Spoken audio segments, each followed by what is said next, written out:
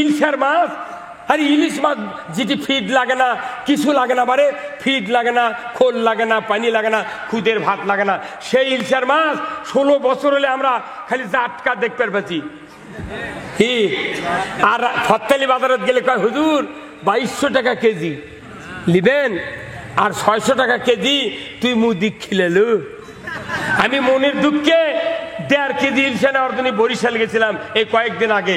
বরিশাল থেকে 3টা মাছ কিনে নিয়েছি 7,500 টাকা দেয়া, খালি শোল ফলক দেখানোর জন্য, বা বড় মাছ তো বগুড়া পাই না, এই 7,500 টাকা দেয়া 3টা মাছ কিনে নিয়েছি। শোভা করবে দা বরিশালকে সাগরের থেকে আমি দেখলাম, ওখানে সাগরের থেকে হাজার হাজার মন। আমি বললাম ভাই কত কোটি টাকার মাছ আছে ডেলি সাগরের থেকে?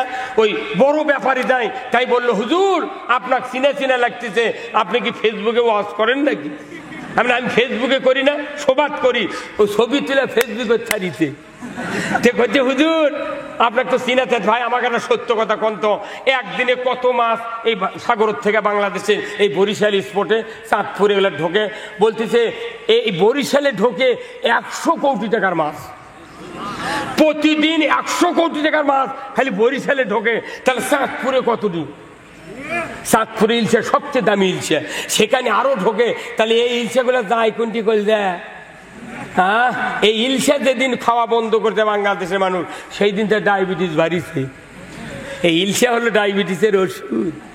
আমাকে খিলেছে জাতকা, তাই 6 মাস হলে ফ্রিজের থেকে সেটা গায়ে গায়ে নিয়ে আসা বেচিচ্ছে।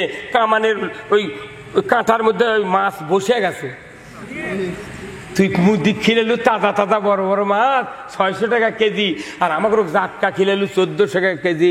তাহলে ওই বঙ্গোপসাগর কি মুদির বাপের? হ্যাঁ, আমাদের এক মৎস্য উপদেষ্টা বলেছেন বাংলাদেশের ঘরে ঘরে ইলশা যখন 350 টাকা করে খাবার পারবি, তখন বহির্বিশ্বে আমরা রপ্তানি করবো, এর আগে নয়। আমি বললাম আমি একাদাতে রাজি না, এই চেয়ারম্যান গাড়িধর এই সাত্তার আর এই নজরুল সহ আমি যাব। 3 জনা কি জেলখানার 5 নাম্বার লকা বেঁধেছে। এগুলো কষ্ট, গায়ের ঘামে কম্বল ভিজে গেছে রে। তারপরে যে রকম গালিয়ায়, আহা, মনে জেলখানার পুলিশই মনে ওসি বরাবর। 12,000 টাকা, 12,000 টাকা ঘুষ দিয়ে আমি বার হয়ে গেছি জেলখানার থেকে, এই বগুড়া জেলখানার থেকে। জামিন হচ্ছে তাও ছাড়ে দেয় না, আবার ঢুকাতে না পারে সিআইডির সাথে লাইন করলো। ভাই আমার বাড়ির যাওয়া লাগবে রে, শোভা তো এমনি বহুত শোভা মার গেল, তাহলে কি করা যায়? কোথায় টাকা লাগবে, তাহলে আপনাকে আর মামলা দেবো না। কি রে 12,000 টাকা আমি জেলখানার মধ্যে টাকা কুন্ডি পাবো না পারে? বেটা আলো কোনো বা তুই টাকা নিয়ে জেলখানাতে আসবো, তুই ওকে 8,000 টাকা দিল, 4,000 টাকা বাড়ির থেকে আইনে পরের দিন সকালে বেটা জেলখানার গেটত দিয়ে দিস। জেলখানাত ঘুষ দিয়ে বাড়ান লাগে রে, এগুলা কি মনে নাই আমাকে? এই বগুড়ার ডিবি তা ছিল জুলহাজ নামে একটা পুলিশ, জুলহাজ কেউ নাম্বার দেয় না, আমার ফাঁপড় চান্দায় সবার থেকে ধরে নিয়ে আসে জেলখানার থতে, এই হাজুতের থানার হাজুতে ফদরে অজু করতে দেয়নি আমার পুলিশ। করতে যে ওই পায়খানার মধ্যে যা, ওটি অজু করেন, পায়খানার প্যান পায়খানাতে ভরে আসে রে। আমার মতো একটা লোক, এই মনে করেন তখন আমার বয়স ধরেন এখন 65, তাহলে 16 বছর আগে কত আছিল? 14 বছর আগে এই বয়সের লোক আমি 46 বছর ইমামতি করি। সেই মানুষ কত উজু করেন ওই পায়খানার প্যানত যা না পারে, 2 দিকে 2 পাও দিয়ে পানি জোরে ছাড়লে তো গা মাখে যাবি। হ্যাঁ তার দুবরে কি ডাকাতি রে, সেই থানাকে পুড়ে দিয়ে সাফ করছে। সেদিনকে আগে এসে জিয়া নাম ওই মাটি ডালি দেখা হলেন, কোন ভাই আপনি কয় বছর এলে আসেন? করছে 13 বছর এলে। আমি তাহলে তো আপনি আমার সময় আসছিলেন, ওটি তে পায়খানার ভুল উঁচু করে করলেন তা আপনি? ওই দিকে আর গাওটা ঘামে গেছে, গাওটা ঘামে গেছে। জুলহাজের নাম্বার আমি কুমড়া ফাঁড়ির থেকে নিছি, নিয়ে ফোন দিচ্ছি খুব ঠান্ডা মাথায়। করছে আমি সিরাজগঞ্জ সদরে আছি। আমি বললাম ভাই আপনার সাথে দেখা করা আমার খুব জরুরি, আপনাকে দেখে খুব ভালো লাগে, বগুড়া সেই কাম করতেন আপনি। বলছে হুজুর আপনি কে? আমি বলি আমি যাই হোক আপনার সাথে দেখা করলে বগুড়া না আসেন তো? তো করছে বগুড়া তো যাওয়া যাবে না, আমি তো সদরে আছি। আমি শোনেন, আমি রুহুল আমিন যুক্তিবাদী, আমার ফাপড় সবার থেকে ধরে নিয়ে আসে যে মামলা দিয়েছেন আমার 32 বছর জেল হবে রে। এই আপনি না আসেন, আপনারা পাওয়ার দড়ি লেগে গাছের সাথে টাঙ্গিয়া খালি 4 আঙ্গুল করে কাটনো। ওই কচি আজকে আপনাকে গাবতলী থানার ওসি আজকে আজই আসছিল আমার সাথে, গত রাত্রে কথা হচ্ছে। আজকে আসে উনি এই মোবাইলের থেকে বার করলেন, দেখালেন আমাকে জুলহাজ একবারে খাগড়াছড়ি, সিরাজগঞ্জ সদর থেকে খাগড়াছড়ি। আমি ভাই ওর নাম্বার আমার কাছে যাবে, আর ফোন দেবো, ওর কামানের কাঠি খুলবো খুলবো খুলবো। ওই যে বেনজির বলেছিল মাটির নিচে থেকে তুলবো, তুরকুরক মাটির নিচে থেকে তুলবো। যুবক ভাই যারা আছেন, বডি ফিটনেস ভালো, 5 ফুট 7 ইঞ্চি 4 ইঞ্চি, রেডি হন, চাকরি খালি হরা হন। যারা কামেল পাঠাচ্ছেন, এমএ পাঠাচ্ছেন, নিবন্ধন দেন, পড়াশোনা করেন।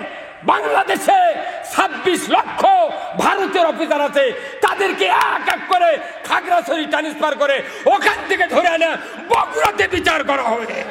ন্যায় বিচার কায়েম না করার কারণে কালামানিকের কি হলো?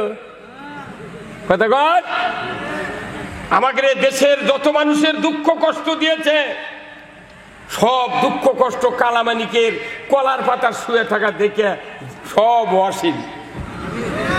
কি ভাই মিজানুর ভাই, কিরে কাল তুই বিচারপতি, আজ তোর গলার গামছা করলো কে? আল্লাহ জিল্লতি এনে দিয়েছে। বক্তৃতা শোনেননি? কাই আলুর বক্তৃতা। হ্যাঁ, মানুষ আলু লাগায়, কত পানি দেয়, সার দেয়, যত্ন করে, বীজ দেয়, রিডোমিল দেয়, তুই বড় হ বড় হ। কি 2 বার করে বান্ধা দেয়, আবার লাল বাড়ালে ওটা আবার হাত দিয়ে ঢেকে দেয়, বড় হ বাবা। কিন্তু বড় হয়নি। ওই কি হচ্ছে? কাই। মহিলারা কাই খায় বেশি, কথা ঠিক কিনা?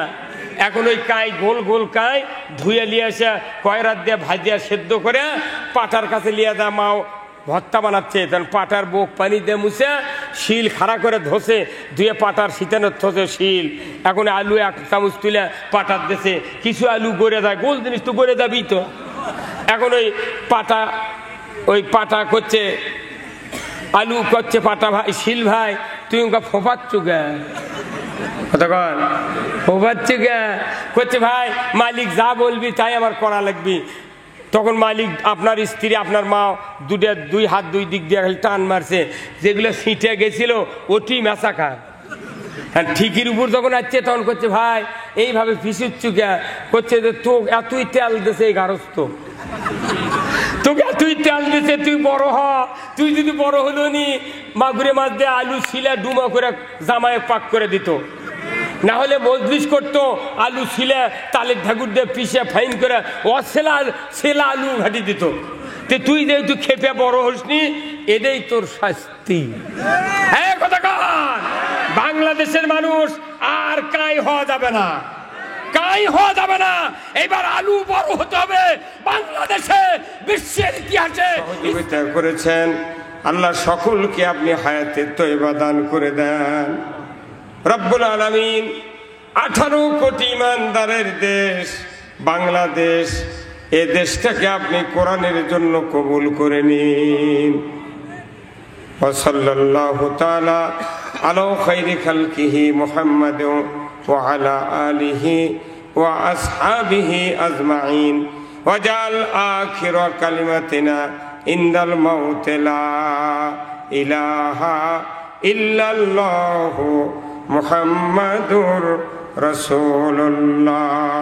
লা ইলাহা, জোরে লা ইলাহা, জোরে লা ইলাহা।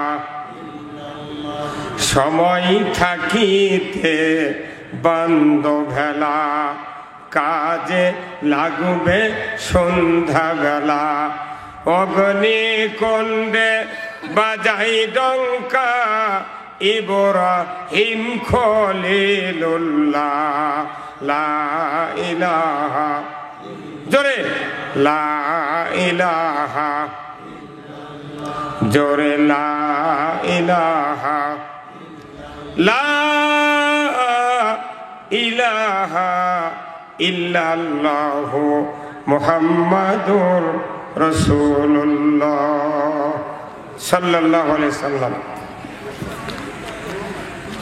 উজগ্রাম আখন্দপাড়া মানব কল্যাণ সংগঠনের উদ্যোগে একদিন ব্যাপী বিরাট তাফসিরুল কোরআন মাহফিল। আজকের এই দ্বীনি মাহফিলের কোরআনের মাহফিলের সম্মানিত সভাপতি হযরত মাওলানা মোহাম্মদ নূর আলম খতিব, আকন্দপাড়া জামে মসজিদ। আল্লাহ ভাইজানকে দ্বীনের জন্য কবুল করুক, বলুন আমিন। আজকের মাহফিলের সহ সভাপতিত্ব অনেকগুলি করছেন Mohammad answer Ali master, Mohammad Ali master সহ যে কয়েকজন ভাই, সকলকে আল্লাহ দ্বীনের জন্য কবুল করুক, বলুন আমিন। যিনি আজকের এই মঞ্চকে অলঙ্কৃত করেছেন বিশিষ্ট রাজনীতিবিদ, সমাজকর্মী মোহাম্মদ মিজানুর রহমান হান্নান সরকার, ইউপি সদস্য ও সাবেক ভারপ্রাপ্ত চেয়ারম্যান 11 নম্বর দক্ষিণ পাড়া ইউনিয়ন এবং ইউনিয়ন সাধারণ সম্পাদক বিএনপি। আল্লাহ তাআলা ভাইজানকে উমারের মতো যোগ্যতা দিক, বলুন আমিন। আজকের মাহফিলের বরেণ্য অতিথি মোহাম্মদ আবুল হাকাম নিউটন, পরিচালক অরবিট ইন্টারনেট বগুড়া। আল্লাহ ভাইজানকে হযরত ওসমান গনির মতো মালদার করুক, বলুন আমিন। প্রধান পৃষ্ঠপোষক মোহাম্মদ আনিসার কাজী, সহকারী কাজী দক্ষিণপাড়া ইউনিয়ন, জনাব মোহাম্মদ ফারুক হোসেন মেম্বার 9 নম্বর ওয়ার্ড দক্ষিণপাড়া ইউনিয়ন। আল্লাহ ভাই দুইকে হযরত আবু বকরের মতো এই পৃথিবীতে ইসলাম বিজয়ের জন্য সহযোগিতা করার তৌফিক দান করুক, বলুন আমিন। আজকের মাহফিলের সম্মানিত বিশেষ মেহমান বৃন্দ, বিশিষ্ট আলিম দ্বীন, বাংলাদেশের টকশোর জগতে এক আলোচিত বক্তা হযরত মাওলানা মোহাম্মদ আব্দুল সালাম যুক্তিবাদী, বিশেষ আলোচক মাওলানা মোহাম্মদ আব্দুল বারী রশিদি, আলহাজ বিশেষ বক্তা মোহাম্মদ আব্দুল মজিদ বাস্তববাদী গাবতলী। আল্লাহ সকলকে দ্বীনের জন্য কবুল করুক, বলুন আমিন।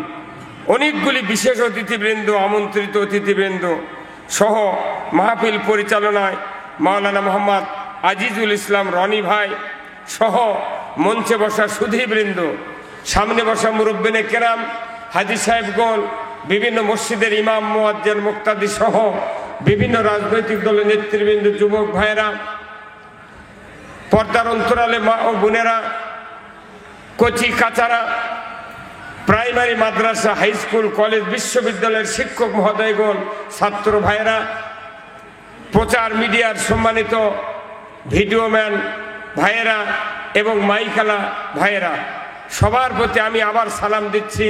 আসসালামু আলাইকুম ওয়া রাহমাতুল্লাহি ওয়া বারাকাতুহু। কেমন আছেন আপনারা? আলহামদুলিল্লাহ। আমিও আছি আলহামদুলিল্লাহ, আল্লাহর কৃপায়। আজকে বাংলাদেশের সবাই ভালো, কথা ঠিক কিনা? সবাই ভালো, মারামারি নাই, হানাহানি নাই, রাত্রে কারুর দরজা আটকে দেয়া বা খুলে দেয়া তাকানের কোনো কিচ্ছু লাগতেছে না। বাংলাদেশ একবারে ফাঁকা, কথা ঠিক কিনা? রিক্সা ভ্যানালা, সিএনজি আলা, ইজি বাইক, অটো ভ্যান, কাউরও চাঁদা দেওয়া লাগতেছে না। মনে হচ্ছে এক শান্তির আবহাওয়া বাংলাদেশে বয়ে যাচ্ছে। বিশেষ করে আজকের ফজরের নামাজের পর আমি ঘরের মধ্যে বসে আছি, ফোন দিল 4-5 জন সেই লালমনিহাট থেকে। আমি বললাম ভাই আপনাদের সাথে কথা বলবো না, আমি আগে রোদটা দেখি। আজকের সকালবেলার যে রোদ মনে হচ্ছে মদিনার রোদ। হ্যাঁ, কথা ঠিক কিনা? আর এই 5 তারিখের পর থেকে সারা দেশে ঘিন্না ঘাটি, কোনো বাদল বৃষ্টি ঝড় নাই। খালি যদি মোদি পানি ছেড়ে না দিত, বাংলাদেশে কোনো দুঃখ করার লোক থাকতো না। সেই মোদিরও ফারাক্কা বন্ধ হয়ে গেছে। ডক্টর ইউনূসের এক হুন করে ভারতের লোকের কোনো হিম্মত নাই, অত বড় গরিব রাষ্ট্র পৃথিবীর কোথাও নাই। ভারতের মতো এত ফকিন্নি রাষ্ট্র, ওরা খালি চাপা দিয়া বিভিন্ন দেশের নেতারা ভারতকে পীর বানিয়ে আমাকে দমন করে রাখছিল। কিন্তু এক ডক্টর ইউনূসের হুঙ্কারে 1 ঘন্টার ভেতরে যদি ফারাক্কা বন্ধ করা না হয়, ভারতের বিরুদ্ধে যুদ্ধ ঘোষণা থাকলো। ঠেলার ছোটে বন্ধ করে দিয়েছে।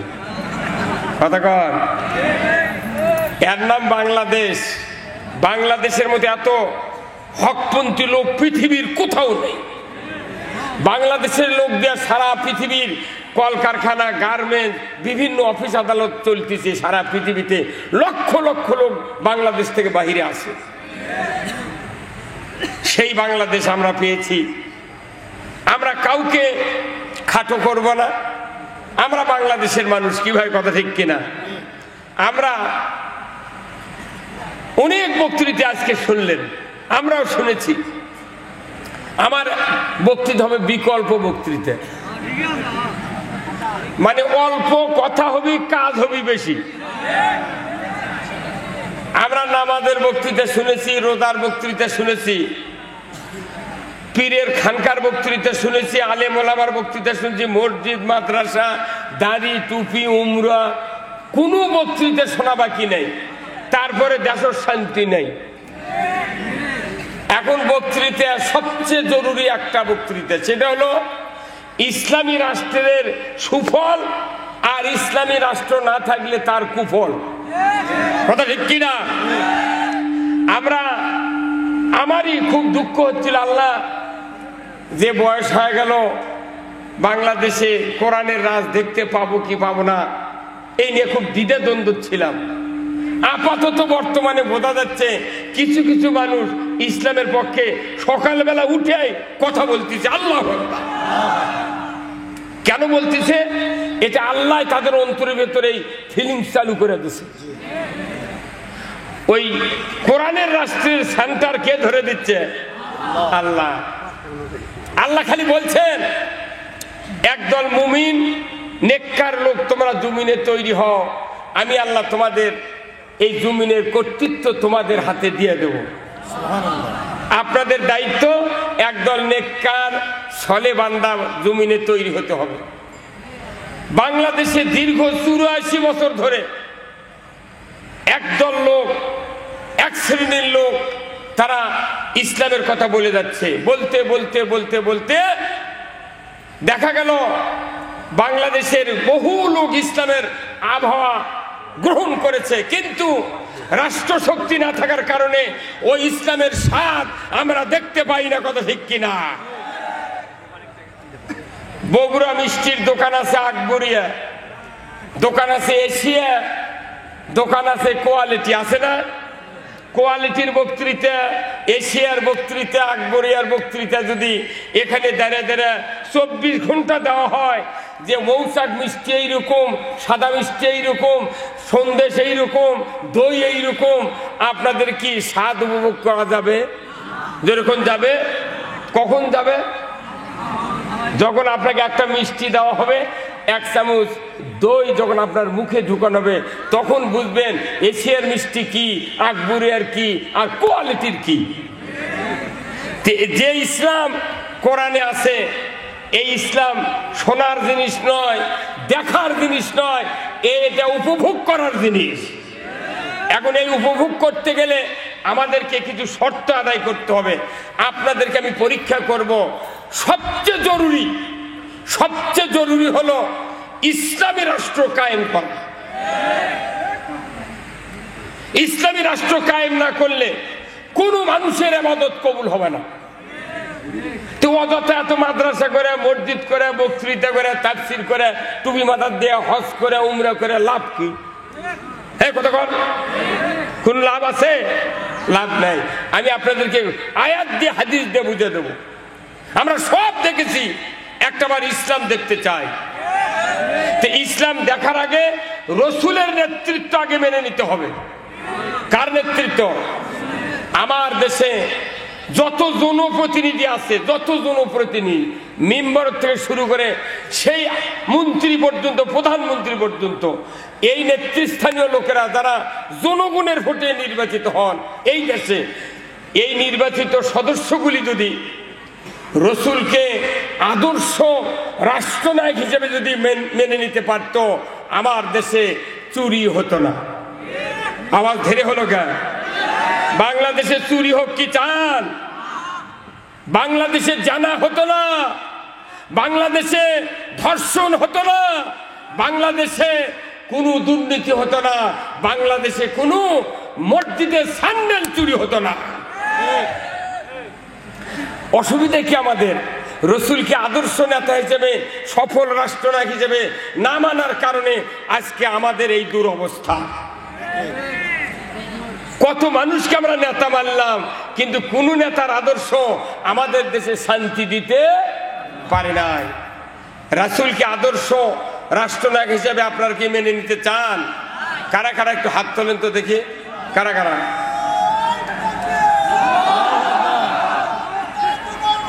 বিশ্বনেতা মুস্তাফা। লিল্লাহে তাকবীর, নারায়ে তাকবীর, নারায়ে তাকবীর। আল কোরআনের আলো, আল কোরআনের আলো, কোরআন হাদিস যেখানে, দুনিয়ার মুসলিম, বাংলার মুসলিম। লিল্লাহে তাকবীর। এই কোরআন যতক্ষণ সংসদে না যাবে, পৃথিবীর কোনো 1 ইঞ্চি জায়গা শান্তি হতে পারে না। এই কথা বললেন আপনারা হবে? আমাকে এত বক্তৃতা করা লাগবে কে? খালি কোরআন সংসদে পাঠে দরজা খুলে দিয়ে ঘুম পারবো। এই কোরআনের কথা না কয়া এই দেশে কত আলিম ওলামা ডানি বায়ে বিসিকেলতে তারা লাল পাকেটে চলে গেল। এই যে কুয়াকাটার হাফিজার, এই কতক্ষণ, এই যে তাহিরি আজাহারিকে বললো, মিজানুর রহমান আজারি ভাইকে বললো এরা জামাতের প্রোডাক্ট। তাহলে ওই যদি জামাতের প্রোডাক্ট হয়, তুই কার প্রোডাক্ট? কতক্ষণ তুই তাহলে ক আমি উমুকের প্রোডাক্ট, তুই হয় কারুর শয়তানের প্রোডাক্ট, আর না কোন মানুষের প্রোডাক্ট তুই ক। কথা বলেন। এই হাতে গোনা মাত্র 4-5 জন বক্তা স্বৈরাচারীদের তলপি খায়া এই বাংলাদেশে মাহফিলের উপর আঘাত করতে সাহস পেয়েছই না তারা। এত বড় সাহস! বক্তা বক্তৃতা করলি মাউথপিস সরে দে বলে কানের পট্টি গরম করে দেবে। আমরা তো খালি হুকুম দিতাম, পাউরুটি ভুড়ি বার করে ফেলে দিত। কিন্তু আমরা অত বড় অধৈর্য নই, আমরা ধৈর্যের সাথে মোকাবেলা করেছি। আমরা বলতে চাই সব বক্তৃতা হয়ে গেছে, আর করা যাবে না।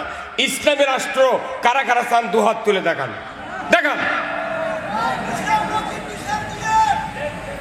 নামান হাত। দেশ চলবে কোরআন দিয়ে, কথা ঠিক কিনা? এখন কোরআন কেন কায়েম করবেন? আসেন কোরআনের আয়াত থেকে আপনাদেরকে তর্জমা শোনাবো, কেন ইসলাম কায়েম করতে হবে এটা আপনাকে বুঝাবো। ভাইরা আমার, আল্লাহ রাব্বুল আলামিন সূরা আল মাইদার 8 নম্বর আয়াতে জলদগম্ভীর স্বরে মানুষগুলিকে জানিয়ে দিলেন, ইয়া আইয়ুহাল্লাযীনা আমানু কুনু কওয়ামিনা লিল্লাহি শুহাদা বিল কিসত ওয়ালা ইয়াজরিমান্নাকুম শানানু কওমিন আলা আল্লাহ তাদিলু ইদিলু হুয়া আকরাবু লিত্তাকওয়া আত্তাকুল্লাহ ইন্নাল্লাহা খাবীরুম বিমা তা'মালুন আল্লাযীনা আমানু ওয়া আমিলুস সলিহাতি লাহুম মাগফিরাতু ওয়া আজরুন আযীম। সূরা মাইদার 8 নম্বর আয়াত, 9 নম্বর আয়াত, 10 নম্বর আয়াত। আমার আল্লাহ বলেছেন, ও দুনিয়ার ইমানদারেরা, তোমরা ন্যায়ের সহিত সাক্ষ্য প্রদানকারী হও। কোন বিশেষ সম্প্রদায়ের শত্রুতা যেন তোমাদেরকে ন্যায় কায়েম করতে বাধা না দেয়। যদি বাধা দেয়, তোমরা এই দিল ন্যায় বিচার করো। হুয়া আকরাবুল তাকওয়া, সবচেয়ে আল্লাহকে ভয় করে তারাই যারা ন্যায় বিচার কায়েম করে। যখন আল্লাহু আকবার, ন্যায় বিচার কায়েম না করার কারণে কালামানিকের কি হলো? কথা কয়, আমাদের দেশের যত মানুষের দুঃখ কষ্ট দিয়েছে সব দুঃখ কষ্ট কালামানিকের কলার পাতা শুয়ে থাকা দেখে সব অসীম। কি ভাই মিজানুর ভাই, কিরে কাল তুই বিচারপতি, আজ তোর গলার গামছা করলো কে? আল্লাহ জিল্লতি এনে দিয়েছে। শুধু ইসলামী রাষ্ট্র যদি থাকতো ওদের গলায় সোনার মালা পরানো হতো। ওরা বোঝে না শুধু ইসলামকে ঠেকানোর জন্য নমরুদ 40,000 মানুষকে হত্যা করেছিল, আর ফেরাউন করেছিল 80,000। শুধু ইব্রাহিম আসলি ইসলাম জাগবে, ইসলাম বিজয় হবে, এই ভয়ে ইব্রাহিম আলাইহিস সালাম আসতে যাতে না পারে ফেরাউন নয় নমরুদ 40,000 মানুষ মারলো। মুসা আলাইহিস সালাম যাতে আসতে না পারে ফেরাউন 80,000 মারলো। আর আমার বাংলাদেশে এই স্বৈরাচারী সরকার 5 লক্ষ লোক মেরেছে। আবার যদি কোনো নবী আসতো এই পৃথিবীতে, তাহলে স্বর্ণাক্ষরে লেখা হতো কোরআনের আয়াত দিয়ে যে ফেরাউনের চেয়ে বড় ফেরাউন বাংলাদেশের প্রধানমন্ত্রী। এই তোরে বলেন না ঠিক? আপনাকে মামলা হয়নি না? 14টা মামলা নিয়ে ঘুরেছি, 14টা মামলা, তাও জেলত তুলে কয় হুজুর মাথার চুলে তাহলে বাড়ি দেন। কে কয় গাদার পুরো টুরে থাকতে পারে। কথা কয় না, যার ব্যথা লাগিছে তাই বুঝতে কি হচ্ছে। মাথার থেকে পা পর্যন্ত দেখলে মনে হয় না মুসলমান। সেই নেতা এসে আমাকে কয় হুজুর দেখে শুনে কথা বলুন, সাহস কিরি বা। আমি তখন বলি ভাই কোরআন শরীফ আপনি পাশে বসে দেখে দেখে কয়া দেন, আমি শুনে শুনে কব। পাশে থেকে দেখি আর নাই। কেন? এই জাতির ঐক্যবদ্ধতা না থাকার কারণে যে দেশে 95% ইমানদার, সেই দেশে কোরআনের মাহফিল করতে অনুমতি নেওয়া লাগে, আর বাংলাদেশে অনুমতির প্রয়োজন হবে না। তাহলে ইসলামী রাষ্ট্র কেন করব কায়েম? আল্লাহ তাআলা বলছেন যে যারা ইসলাম বিজয়ের জন্য কাজ করবে এরাই বেশি আল্লাহকে ভয় করে। কোন সুবহানাল্লাহ। ইসলামকে বিজয় কেন করতে হবে? আল্লাহ রসুল মক্কা শরীফে 13 বছর ছিলেন।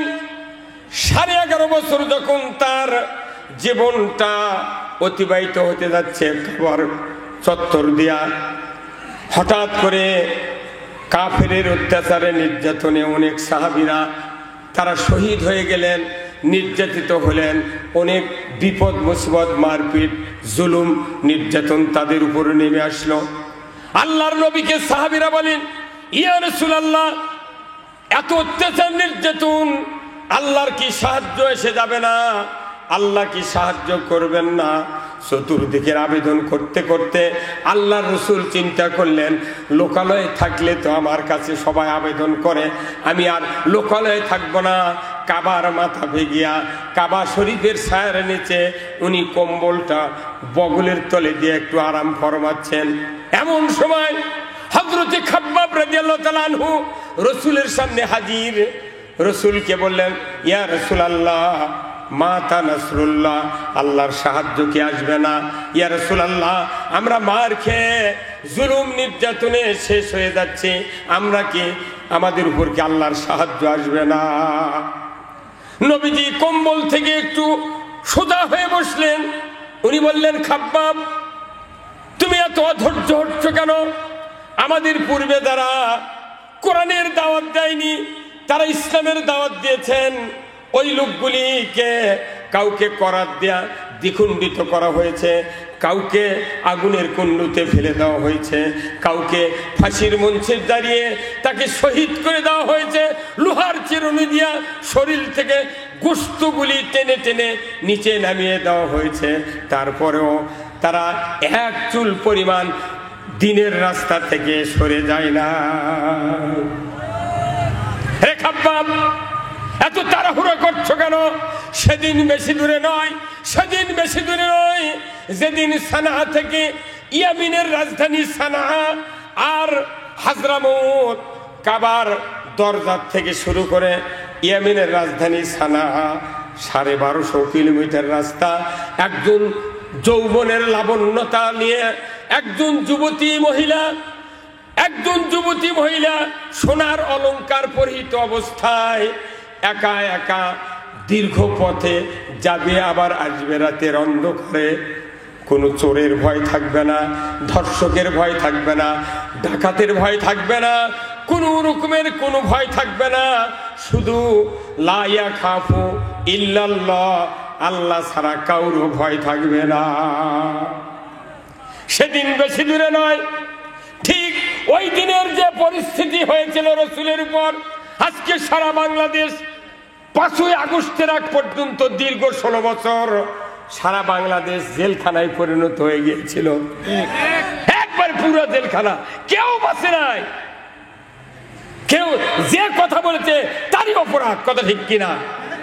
আওয়ামী লীগের কিছু ভাইয়েরা যদি হক কথা, বহু লোক আছিল তারা আওয়ামী লীগের লোক, তারা এই প্রতিবাদ করছে এইভাবে রাত্রি ভোট দিলে কাম হবে, তারা তো দলের থেকে বহিষ্কার করছে। কথা কন না, ওদের দলের লোক ওদের সমালোচনা করছে, যখনই করছে তখন স্যার। আবার পুলিশ বাহিনী যদি বলেছে না এই কাজ করা যাবে না, তখনই তাকে ডাকেলে গুলি করে মেরে ফেলে। হ্যাঁ, তার মানে কি একটা মানুষ পুরা বাংলাদেশ একাই নিয়ন্ত্রণ করেছে, ভোট তো পায়নি, তাহলে একলাই তো করবি। কথা কন না, তাহলে এই অবস্থা সারা বাংলাদেশ ছিল। সবাই যার যার মতো বলেছে আল্লাহ তুমি আমাদের জন্য সাহায্যকারী পাঠাও। সূরা নেসার 75 নম্বর 74 নম্বর আয়াতে আল্লাহ বলছেন, এরপরে 75-এ বলেছেন ওয়া লাকুম লা তুকাতিলুনা ফি সাবিলিল্লাহ ওয়াল মুস্তাদআফিনা মিনার রিজালি ওয়ান নিসাই ওয়াল বিলদানিল লাযিনা ইয়াকুনুল্লাহ। এইভাবে আল্লাহ বক্তব্য দিয়েছেন, ও দুনিয়ার মানুষেরা, তোমরা যে আমার কাছে বলছো দেখো না এক শ্রেণীর বৃদ্ধ, এক শ্রেণীর বৃদ্ধা, যুবক যুবতী, শিশু, তারা কান্না করতেছে, আল্লাহ এই জালেম জনপদ থেকে আমাদেরকে বাঁচিয়ে দাও, আর আমাদের সাহায্যের জন্য একটা ভালো নেতা দিয়ে দাও। তোর কর আল্লাহু আকবার। এই কয়েকদিন আগে এই দোয়া আমরা করেছি, কিন্তু দোয়াও কবুল হয়নি। ছাত্র সমাজের ভাইয়েরা খুন্তি থেকে আবাবিলের মতো নেমে গেছে। হ্যাঁ, যারা আইনমন্ত্রী, স্বরাষ্ট্রমন্ত্রী, এরা বলল করো গুলি। পুলিশ বাহিনী বলেছে স্যার গুলি তো করবার করছেন, 3 জন মরে, 30 জন আবার সামনে আসে। আল্লাহু আকবার।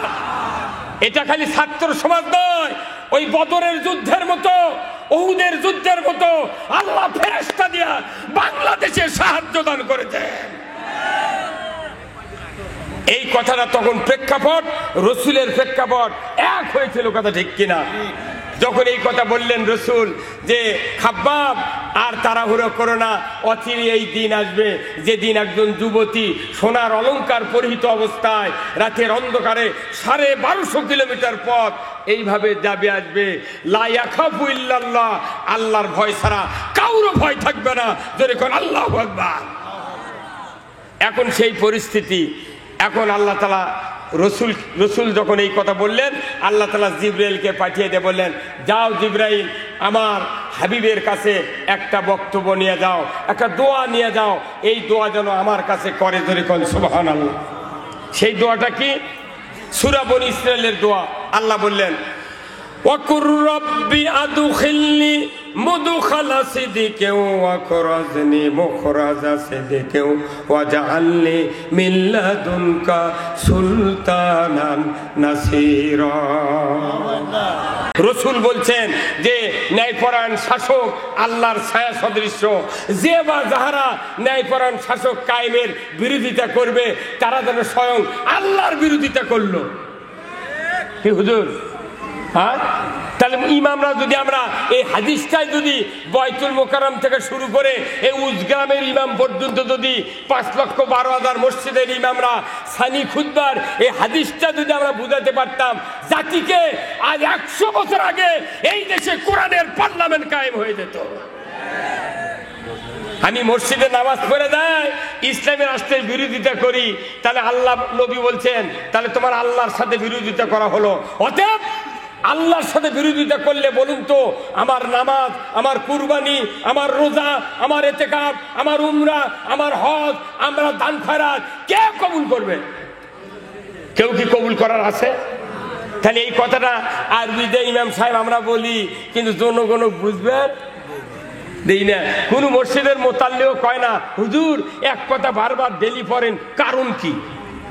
কথা কন।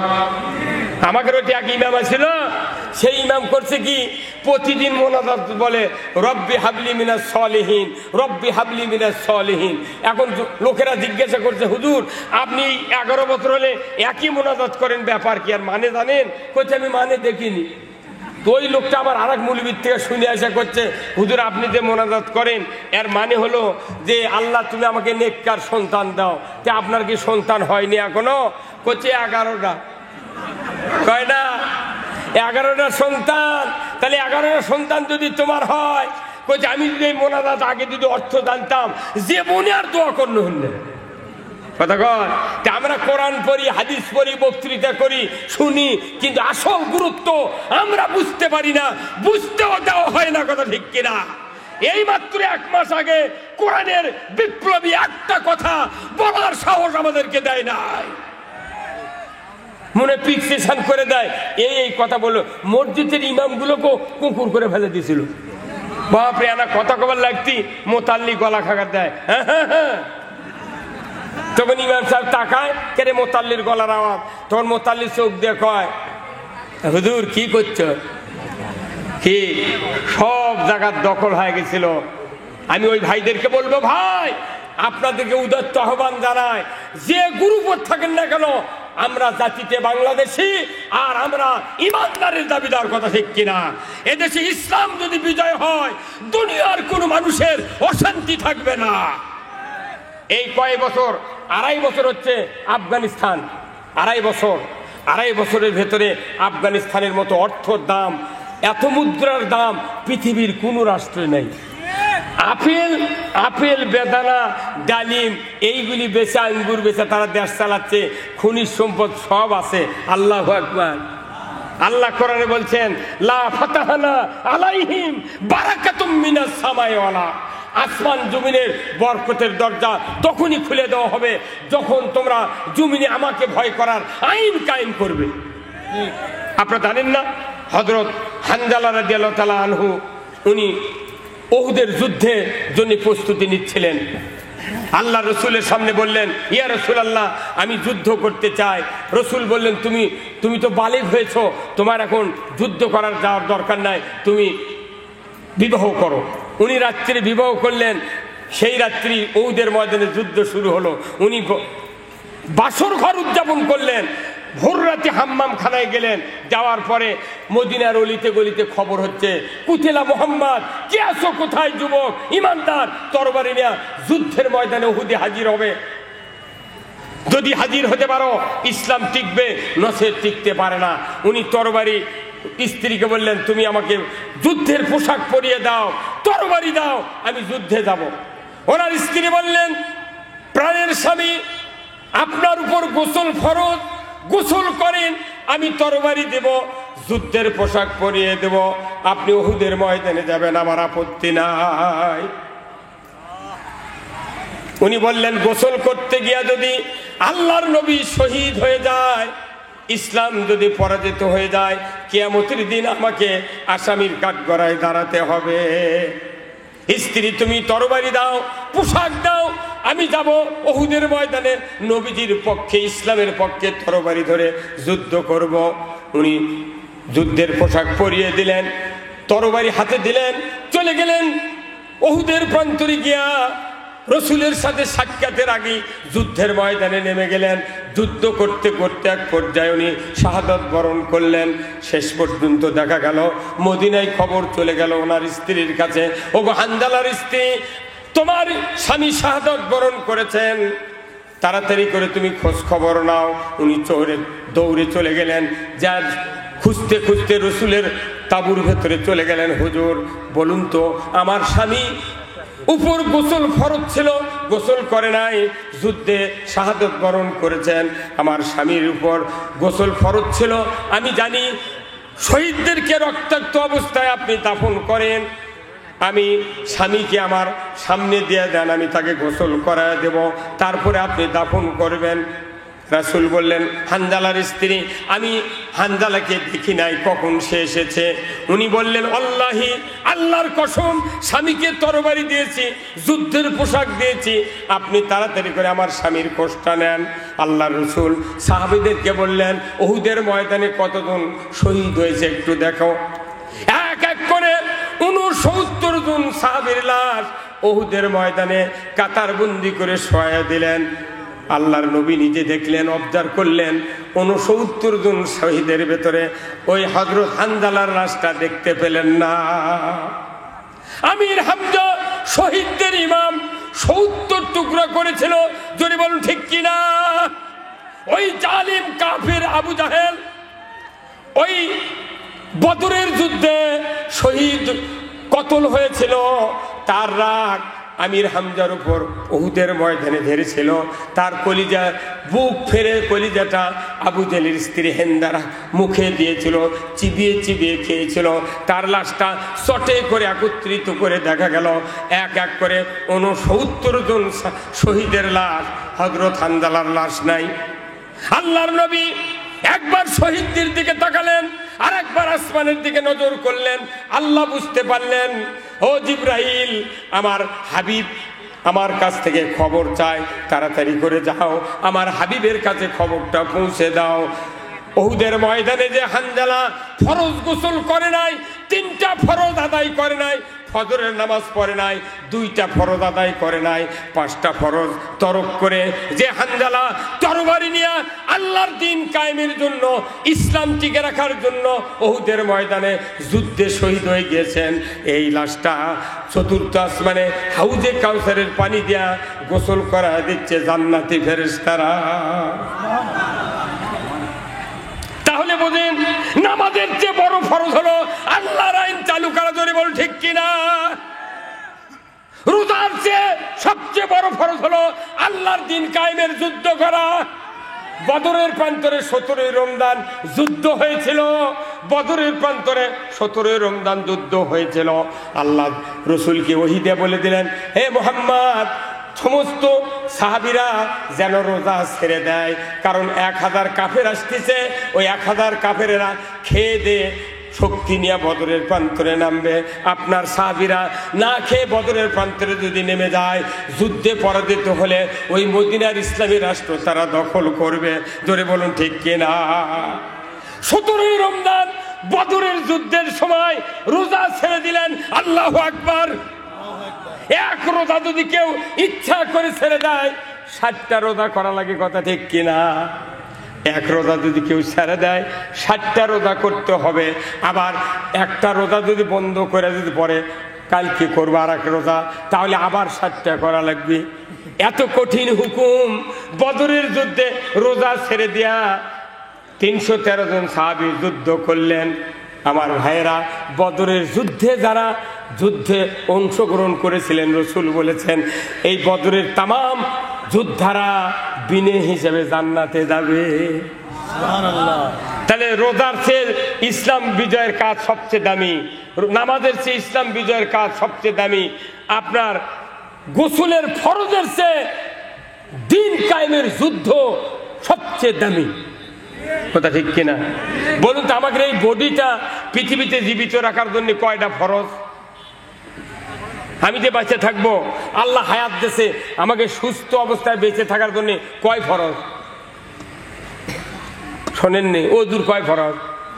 কারণ ওযুর যেরকম 4 ফরজ, এই বেঁচে থাকার জন্য আল্লাহ হায়াত দিলে 4টা ফরজ। তারই 1 নাম্বার হলো নিঃশ্বাস, 2 নাম্বার হলো বস্ত্র, 3 নাম্বার খাদ্য, 4 নাম্বার হলো কি? খাদ্য, বস্ত্র, নিঃশ্বাস, আর একটা হলো বাসস্থান। এই 4 বেঁচে থাকার জন্য এই 4টা ফরজ। এখন আপনাকে যদি লন্ডনে বাড়ি করে দেওয়া হয়, জমজমের পানি যদি 1 বন্যা দেওয়া হয়, তারপরে বস্ত্র যদি ঢাকার ওই টেলার্সের থেকে বানিয়ে এনে দেওয়া হয় দামি কাপড়। আর আপনার যদি বলা হয় নিঃশ্বাস নিতে পারবেন না, কেউ বাঁচব? তাহলে নিঃশ্বাসও ফরজ, বস্ত্র ফরজ, আপনার ভাতও ফরজ, কিন্তু আপনি নিঃশ্বাস নিতে পারবেন না। ওইগুলি কি আপনাকেই বাঁচাতে পারবে? দামি কাপড়, জমজমের পানি বাঁচাতে পারবে? নিঃশ্বাসযোগ্য ফরজ আল্লাহর দিন কায়েম করা, কথা ঠিক কিনা? তারপর আপনাদের এখানে বাণিজ্যিক এলাকা, আপনাদের এখানে ওয়েল্ডিং এর দোকান আছে ভাই, এই যে ঝালাই করে না? আচ্ছা, ঝালাই করতে দেখবেন কারেন্টের মিটারের তো একটা লাইন নিয়ে এসে একটা বাক্সের মধ্যে ঢুকে দিয়েছে। ওই ঝালাইয়ের মেশিন আছে না একটা, ওর ভেতরে এক কানি দিয়ে ঢুকে দিয়েছে, আবার আর এক কানি দিয়ে আর একটা লাইন বার করছে। করার পর ওই লাইনের সাথে মুখত একটা রড হোক আর পাতি হোক ফাইন করে পিছিয়েছে। পিছিয়ে যে জিনিস ঝালাই করবে তারই উপর ফেলে দিতে হয়, তার গাঁত অসংখ্য ফোঁটা। কথা কন, এই লাইনের নাম কি? আর্থিং। এই লাইনের নাম আর্থিং। আচ্ছা, এই আর্থিং আর আরেকটা লাইন নিয়ে এসে কারেন্টের ওই ঝালাইয়ের এই সিমটার সাথে কাঠি ধরে না, এই কাঠি আছে। আচ্ছা, আর্থিং এর লাইন খুলে দিয়ে যদি কিয়ামত পর্যন্ত ঠোকান, ঝালাই হবে? এই ঝালাই হবে? এই জোরে কন্যাকে ঝালাই হবে? কেন ঝালাই হচ্ছে না? মানে আর্থিং ছাড়া কোনো ভাঙ্গা সাইকেল, টিলারের বডি ফাঁকরা কোনোটায় জোড়া লাগবে না। আমরা যারা বক্তৃতা করি ডাইরেক্ট কোরআনের পাওয়ার হাউসের থেকে আমরা বক্তৃতা করি, কিন্তু এই বক্তৃতা বাংলাদেশে করতে করতে 54 বছর হয়ে গেছে। বক্তৃতার চোটে মুলুবিরাই মরে গেল, অথচ কিচ্ছু পরিবর্তন। এখন রাষ্ট্র শক্তি হলো আর্থিং, আর কোরআনের বক্তৃতা হলো কারেন্টের লাইন, কথা ঠিক কিনা? যতদিন পর্যন্ত রাষ্ট্র শক্তি ইসলামের পক্ষে, কোরআনের পক্ষে তৈরি না হবে, বক্তৃতা দিয়া, নামাজ পড়ে, রোজা করে, হজ করে এদেশে সুদ বন্ধ করা যাবে না, এদেশে চুরি বন্ধ করা যাবে না, এদেশে জানা বন্ধ করা যাবে না। কি কথা ঠিক কিনা? আমার দেশে চুরি হয় হুন্ডা, চুরি হয় গরু, পুলিশেরা খোঁজ পায় না। এই কথা কন, কি খোঁজ পায়? যদি বিএনপি জামাতের কোনো জায়গার 10-12 জন লোক বসে মিটিং করে, তখন তারা বিবৃতি দেয় পরের দিন সকালে পেপারে যে গোপন তথ্যের ভিত্তিতে অমুক জায়গায় 16 জন জামাত কর্মী তারা নাশকতার পরিকল্পনা করছিল, বিএনপির কর্মীরা নাশকতার পরিকল্পনা করছিল, আমরা তাদেরকে জিহাদি বই সহ ককটেল বানানোর কয়েকটি সরঞ্জামাদি সহ গ্রেপ্তার করতে সক্ষম হয়েছি। অথচ আমার থানার এমপির গ্রাম থেকে 6টা গরু চুরি হতে, তানসেন এমপির গ্রাম থেকে 6টা গরু চুরি হতে ওসি সাহেবের চাকরি আছে। আমি নন্দীগ্রাম থানার জাহাঙ্গীর ওসি বলেছি, এই 15 তারিখ অবস্থান কর্মসূচি ছিল আমাদের, আমি বলেছি ওসি সাহেব আপনি আমাদেরকে ধরার জন্য গোপন তথ্য পান, আর সবার থেকে হুন্ডা চুরি হয় সেই তথ্য পান না। জব দিতে পারেনি। আমার দেশে কৃষিজীবী মানুষ বেশি। 34 মাসে দিন কোরিয়ান আছে, আমার একটা কোরিয়ান আছে, গভীর নলকূপ, মিটার চুরি করে লেগেছে আমার গ্রামের মধ্যে, 4টে মিটার চুরি করে নিয়ে দেয়, মোবাইল নাম্বার দিয়ে মোবাইল করে বলছে যে যদি 8,000 টাকা এই নাম্বারে ফ্যাক্সে লুট দিবার পারো অমুক জায়গায় মিটার পাবে। কত কন আবারে? আমি বলেছি বাপে বারেক যদি এইরকম ঘটনা ঘটে আপনাদেরকে আসামি করে মামলা করবো আমরা। ঘোড়ার ঘাস কাটার জন্য তোমাকে চাকরি দেওয়া হয়েছে? হ্যাঁ, কতক্ষণ কথা কতি ধর বাপরে, তুই হ্যান্ডকাপও বানাতে যে কত ডিবারি। হ্যাঁ, এই বগুড়াতে, এটা আমাকে বগুড়াতে চাকরির জন্য কোনো দরখাস্ত দিলে চাকরি হয়নি। খালি কয় বাড়ি কোথায়, না বগুড়া, চাকরি নাই। আমার 3টে ছেলে master degree pass, MA pass, কামেল পাস, চাকরি নেই। আমার বেটার আমার বলে আব্বা কি অকাম হলো, এমন জায়গা আছে জন্মনো, চাকরি হয় না। আমি চাকরি করবো তে ইতিহাস চুকে গোপালগঞ্জে গেল না, গোপালগঞ্জে গেলে না চাকরি জমি লাগাতে লাগাতে বেসনের আটি নিয়ে যাচ্ছে হাতত করে, ও পুলিশের চাকরি দিতেছে। তুই চাকরি করবি গোপালগঞ্জে গেল না, বগুড়ার চুকে বগুড়াতে চাকরি দেয়নি, কথা ঠিক কিনা? যে চাকরি দরখাস্ত করে টিকিছে, কি করে মুক্তিযোদ্ধার দোয়াই দেয় শেষ। আমি স্বাধীনের সময় দাখিল দুয়ামের ছাত্র। আমি 1976 সনে দাখিল পাস, 2 বছর গ্যাপ দেয়া, 1 বছর মুজিবরের স্বাধীনের আন্দোলন 9 মাস, আরেকবার আপগ্রেডে ভর্তি হয়। আমি পড়বো মাদ্রাসাত, বাপে করতে তুই হাই স্কুলত পড়াবেন না, মাদ্রাসাত পড়বো। 1 বছর 2 বছর লস দিয়া 1976 সনে দাখিল পাস। কে রাজাকার কে মুক্তিযোদ্ধা সব জানি। 8 বছর বয়সের মুক্তিযোদ্ধা বাংলাদেশে 50,000 আছে। হ্যাঁ কথা কন। এই মুক্তিযোদ্ধাদের সন্তান দ্বারা ভুয়া সার্টিফিকেট দিয়ে চাকরি করতেছে, তাদেরও বেতন ফেরত নেওয়া হবে। আমাদেরকে মুক্তিযোদ্ধার দোয়াই দিয়ে কাউকে চাকরি দেওয়া হয়নি। মোট চাকরি লেগে ওই দিক দিয়েছে কি হুজুর, এগুলা কত দুম্বার মেম্বরত কোয়া লাগবি, তাছাড়া ভাত হবে না। এই কথা কয়, জাতির কাছে সব বলতে হবে, সব বলে দিতে হবে। আমরা এদেশে যত দুর্নীতি দেখেছি, সকল দুর্নীতির কথা আমরা বলবো, কিন্তু কারোর বিরুদ্ধে আমরা প্রতিশোধ নেব না। আমরা দুর্নীতির কথা যদি জনগণকে না বলি, জনগণ বুঝবে না, জানবে না। এই দুর্নীতি আবার বাংলাদেশে হোক, এটা কি আপনারা চান? কারা কারা চান না হাত তোলেন তো দেখি। কারা কারা চান না? লিল্লাহে তাকবীর, নারায়ে তাকবীর। জিয়াউর রহমানের বাড়ি, খালেদার বাড়ি বগুড়া হওয়াতে, গাবতলী হওয়াতে আমাকে আরো বিপদ হয়ে গেছে। এমন একদিন আসবে দেখবেন, যমুনার ওই পার একজন শাসন করবি, এই পার আমরা শাসন করবো। সেই দিন বেশি দূরে নাই, সেই দিন বেশি দূরে নাই। বাংলাদেশের ইমানদাররা একটা বার আমি আপনাদের কাছে ভিক্ষা চাই, এই বাংলাদেশ 5 বছরের জন্য। কয় বছরের জন্য? 5 বছরের জন্য ভিক্ষা চাই। পত্তন কট লয়, বন্দুকি লয়, খাই গালাসি লয়, পত্তন। পত্তন আমরা টাকা দিয়ে পত্তন নেব, আপনার আর ফেরত দেওয়া লাগবে না। 5 বছর যদি কোরআন দিয়ে চালানোর পর যদি আইন ভালো না লাগে, আমরা এমনি জমি ছেড়ে দেবো। কতক্ষণ আমরা তো সব দেখেছি। ব্রিটিশ সরকার, আমার দাদা বিয়ে করেছে লাল টুপি মাথার দিয়ে, টিকিয়ালা টুপি। আমার দাদার নামের আগে লেখা ছিল শ্রী।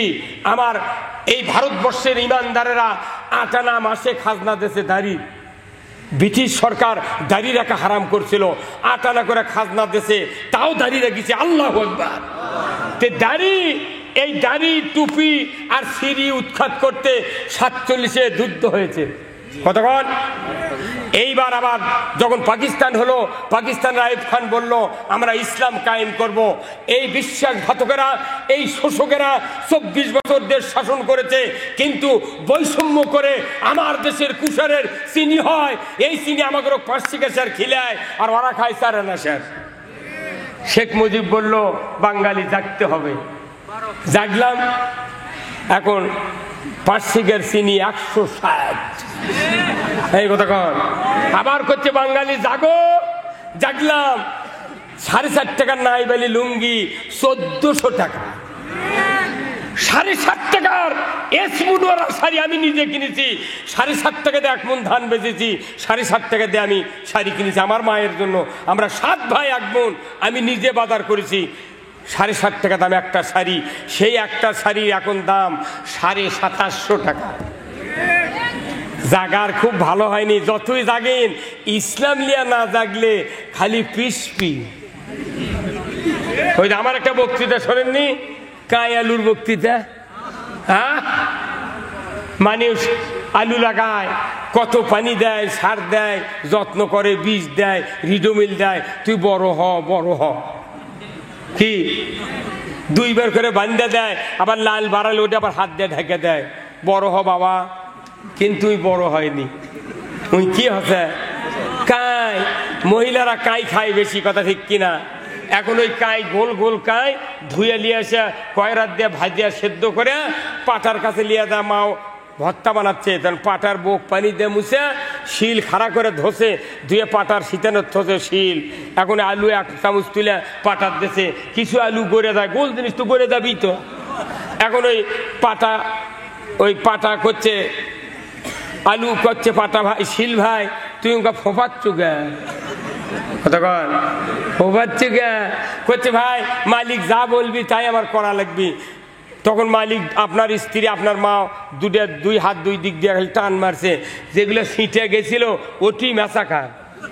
হ্যাঁ, ঠিকির উপর যখন আসছে তখন করছে ভাই এইভাবে পিছুচ্ছু কে, করছে যে তো এতই তেল দিছে এই গারস্থ, তোকে এতই তেল দিছে, তুই বড় হ, তুই যদি বড় হলো নি মাগুরে মাছ দিয়ে আলু ছিলে ডুমা করে জামায় পাক করে দিত, না হলে মজলিস করতো আলু ছিলে তালের ঢাকুর দিয়ে পিষে ফাইন করে সেলা আলু ঘাটি দিত। তুই যেহেতু খেপে বড় হসনি, এটাই তোর শাস্তি।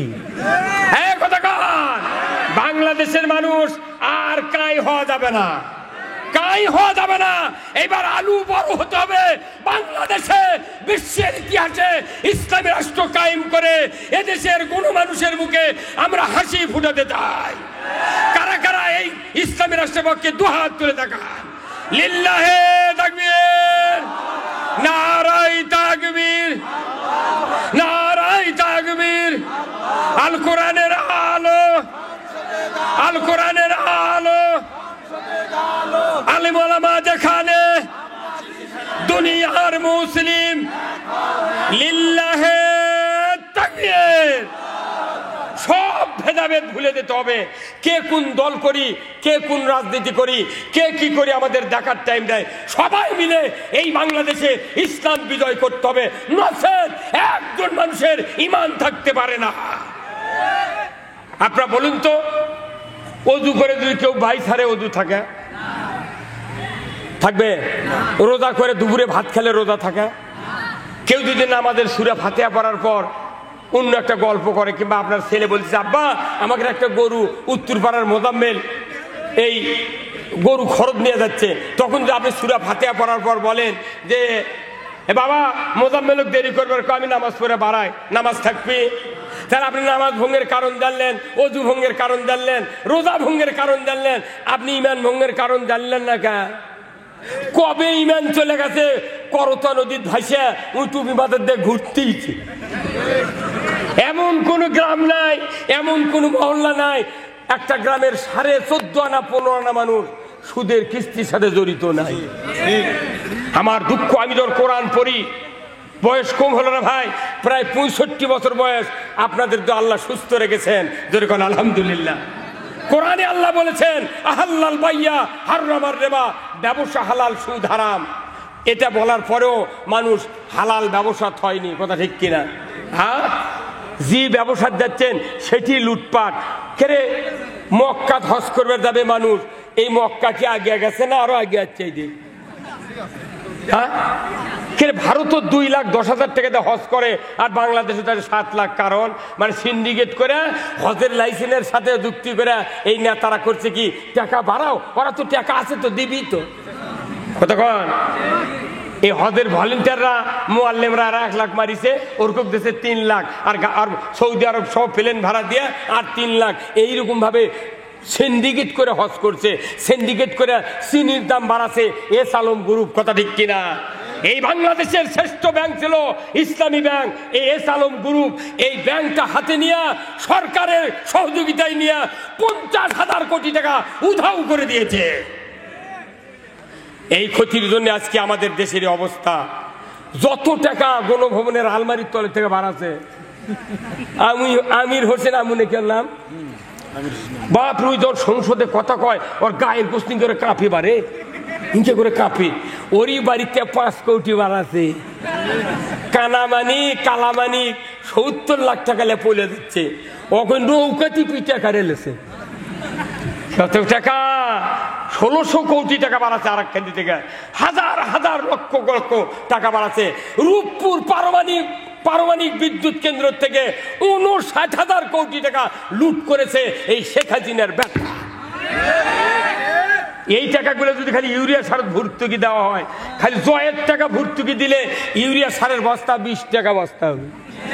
আর যত মানুষ মামলা দেয় জেলখানাত খিলালো, এই টাকা যদি পেজত দেয়, পেজ লাগবে 5 টাকা ধরা।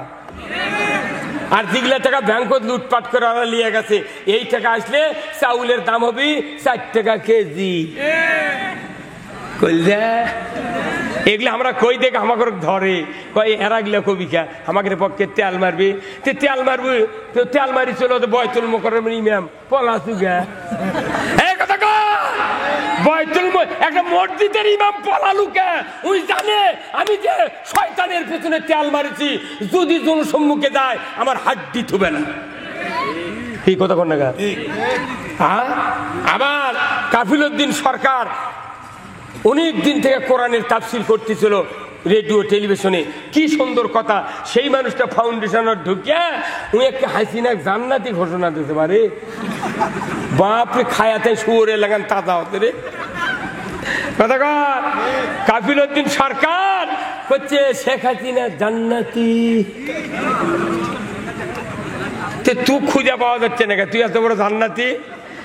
তুই কাকু কষে যাওয়ার সময় হাসিনা কষে ওই যে আনিসুল হক আইন মন্ত্রী, আহা হারে এক নৌকা তুই যাচ্ছ আর দরবেশ বাবা যাচ্ছে। এতই টাকা লুটপাট করছে এই সালমান এফ রহমান। এরা দুইজন যাচ্ছে নৌকা দিয়ে পড়লে উনি করছে কি মাথাত কলব দিয়েছে, দাড়ি কামাছে, মুছ কামাছে, অ্যাশ কালারের গিঞ্জি গাওয়া দিয়ে যাচ্ছে। এখন আনিসুল হক ধরিছে সেনাবাহিনী, উনি এখন নিয়ে যাচ্ছে একটা নিয়ে করছে স্যার খালি আমাকে নিয়ে যান কে, ওটা ধরবেন না? করছে ওটা কে? করছে ওটাই ওষুধ, ওটা বেশ স্কিম করে ওষুধ। ও কি ধরেন? ওটা হচ্ছে সালমান এফ রহমান। তবেগা ধরিছে কথা কন না কে। জামাতের লোক বিএনপির লোক হলে কইলে হয়নি আমাকে ধরে নিয়ে গেছে, যাক ওর কথা কম না কি ভাই। কিন্তু আরে এমন মর্দের মরদ কইতে গেলে হাসিনা হামাক পলে গেছে, ওকে আবার হামাক ধরে নিয়ে যাবে, তুইও সব এই কথা কয় না। এগুলা কথা মসজিদে কয় লেগে কল যে তেল মারার কাম বাঁধেন, এই দেয়াল ভালো। নবীদের 14 বাটি দাঁত বার হয়ে গেছে কথা কয়। এইটা তো ইসলাম কায়েম করার জন্য সকল দল মত নির্বিশেষে আমরা ইসলাম 5 বছর দেখবো, তারপরে আমরা আবার আরেক দল ক্ষমতা দেবো। যাও তোরা আবার চালা, দেখতো তুর্কের ডাল আমাকে ডাক কিরকম হয়। এই পৃথিবীতে 4 জন সরকার ছিলেন। কয়জন? 2 জন ছিলেন ইমানদার, 2 জন ছিল কাফের। 2 জন ইমানদারের মধ্যে একজন বাদশাহ সুলাইমান, তিনি নবীও ছিলেন, আর একজন জুলকারনাইন আর বক্তে নসর আর নমরুদ। এই 2 কাফেরের শাসন দেখিছে পৃথিবীর মানুষ, 2 ইমানদারের শাসন দেখিছে। বলেন তো এই কাফের আর ইমানদারের শাসন কি কম বাড়া হয়নি? আচ্ছা কম বাড়া যদি না হবি, এই যে ফেসবুকে একটা ছবি দিয়েছে হাসান মাহমুদের ছবি, ভাত খাবার বলছে, দেখেননি? হাসান মাহমুদের ভাত খাওয়ার দৃশ্য দেখেননি? 14টা তরকারিতে চড়াগে কয়টা। আর আমাকে 2 জন মন্ত্রী ছিল, আলী হাসান মোহাম্মদ মোজাহিদ আর হচ্ছে শিল্পমন্ত্রী হচ্ছে আপনার মতিউর রহমান নিজামী। এই মোজাহিদ মন্ত্রীর ছবি দিয়েছে ওই হাসান মাহমুদের আগে। দেখো সবুজ একটা প্লাস্টিকের বাটি, এক বাটির মধ্যে ভাত, ওরই মধ্যে আলু ভর্তা না কিবেন পেঁয়াজি। দেখো কে এই মন্ত্রী ভাত খেতে লাগলো এক তরকারি এক বাটির মধ্যে সব আটলো, আর তুই যে 14টা তরকারি আমাকে দেখাচ্ছ, ওটা কার থেকে খালু? এখন গেলু কোনটি? তুই যদি লন্ডন যাই থাকিস তো গলাত ডক্টর ইউনুস বলেছে আগে দেশ সাফ কর্ম, আগে দেশ সাফ কর্ম, তারপরে ভোট হবে। কে দেশ সাফ করুক তো? ওই যে গোপালগঞ্জ না লাফা ছিল, দুলা ভাই আব্বা কয়াম আসেনি কথা কয় সূর্য উঠেছে গোপালগঞ্জে, কয় গোপালগঞ্জে সূর্য উঠেছে, রক্ত লাল আর কয়নি। ওইটা আচ্ছা জিনিসের কথা কছে কথা কন না। আমি এরা সাবধান বাণী, আওয়ামী লীগের কাছ থেকে আমাকে শিখতে হবে যে তোমাদের এই পরিণতি কেন হলো। আমরা যারা আগামীতে ক্ষমতায় যাব আমাদের ওই এই শাস্তি থেকে শিখতে হবে। আমাদের খুব খুশি হওয়ার কিছু নাই, যতক্ষণ পর্যন্ত এদেশে নির্বাচিত একটা গণতান্ত্রিক সরকার কায়েম না হবে ততদিন আমাদের খুশি নাই। আমরা জীবন চেষ্টা করে এদেশের মাটিতে মানুষের মুখে হাসি ফুটাতে চাই। এই হাসি ফুটানোর জন্য আজকে আপনাদের এই উজগ্রাম, আমি কোনোদিন নাম শুনিনি, আমার বাড়িতে গেল এই রনি ভাই আজিজুল ইসলাম রনি, আমার দেখে পছন্দ হলো না, কেন কি আবার কি সভা করবি বা বাড়ি আসে প্যান্ডেল দেখে আমার কোল দিয়ে শুকে গেছে। আমি কোনো ভাই এদের অতিথি টতিথি করছে, দেখি তো হ্যান্ডবেল দেখি তো দিল না, সেই রকম বাঘা বাঘা মরদ আছে এটা কি বাবরে। এই যে বিএনপি লেগেছে এই কয় বছর নামই লেখতে দেয়নি, থাকতো বিএনপি। কি ভাই বাপন, আমরা পৌঁছে গেছি বারে। আমার ইউনিয়নের আমি 1986 সনে জামাত ইসলামীর ফর্ম পূরণ করছি, 89 সনে রোকনের শপথ নিছি, সাইদি সাহেবের তোর দাস শুনেছি গাজীপুর কাশিমপুর, ওখানে গাজীপুর মাদ্রাসা কামেল মাদ্রাসা, এখানে দাস শুনেছি সাইদি সাহেবের সূরা আনামের 33, 34, 35 নম্বর আয়াত। গোলাম আজমের পাশে কয়েকবার নামাজ পড়েছি। আলিয়া হাসান মোহাম্মদ মুজাহিদের এবং ইসলামী ব্যাংকের চেয়ারম্যান ছিলেন আব্দুল জাহের নাসের, তাদের বক্তৃতা শুনেছি বগুড়া বহুবার। এমন সময়ের লোক আমি, অথচ একটা কথা বলবার দেয় না।